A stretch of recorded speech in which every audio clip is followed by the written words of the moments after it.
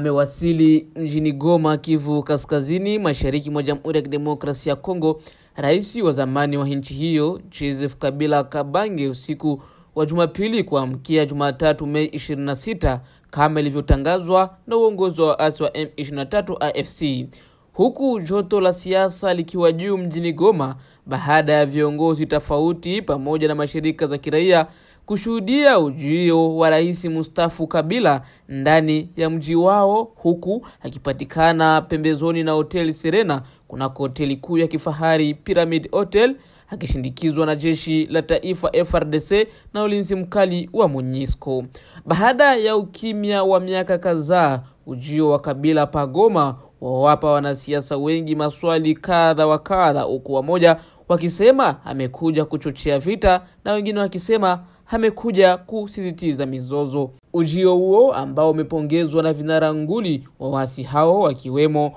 Willy Ngoma, msemaji wa vikundi hivyo, pamoja na Lawrence Kanyuka kupitia ukurasa mbalimbali wa mitandao ya kijamii.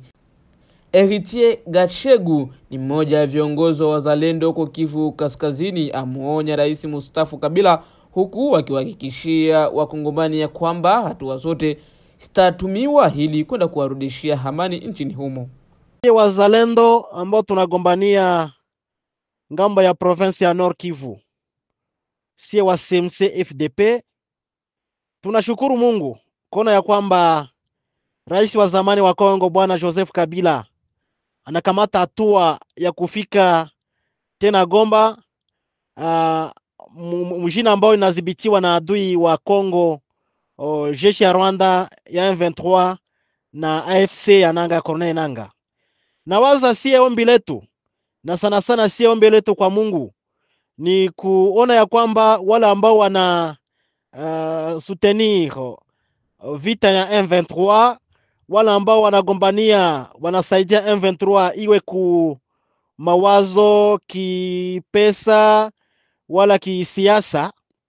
ambao wanapatikana ngambo ya Ulaya, wanapatikana ngambo ya Marekani wala ya Ureno wala manchi zengine za kando kando hapa mu Afrika. Ombi letu ni kuona ya kwamba wale wote wakamate hatua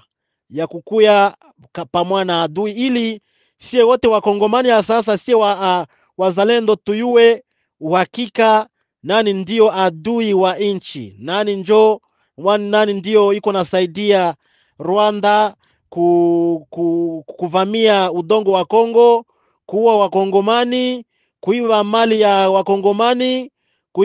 kuiba minere na kaza. Donc sie ku niveau yetu tunashukuru sana kona nginzi rais Kabila na tuonyesha waziwazi upande wa kwake, upande ambao anapegamia mwa hii vita ambao wakongomani tunazidi kupitia. Donc sie tutamupiga pamoja na wengine, wale wengine wenzake wote wa mrejoindre, kwani Kabila hatukukua nawaza kama ili takuwa ya surprise. Kufika yake Goma haiko surprise kwetu, ni kuonyesha kwamba walikuwa tu pamoja nao wale ambao aligombana nao mu 2004